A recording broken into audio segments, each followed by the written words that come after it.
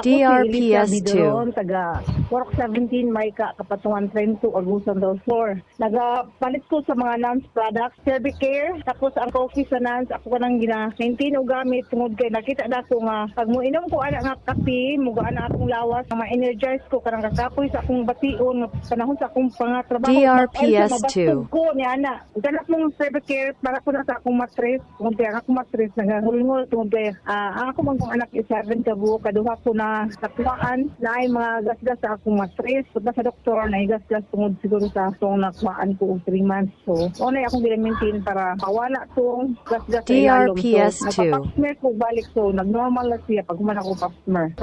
Dili sa Agusan del Sur, nag-aawhag ko sa akong masilingan, na ako ginabati, mauna akong ginatudlo sa ilaha, labi na dito sa barangay office, akong mga kauban ng barangay official, labi na kay ang akong committee ba is committee sa health. Mauna, agad akong ginakuan sa ilaha nga palit mo ani nga mga produkto sa nan. Tungod kay dako kayo nang ikatabang sa ato ang panglawas.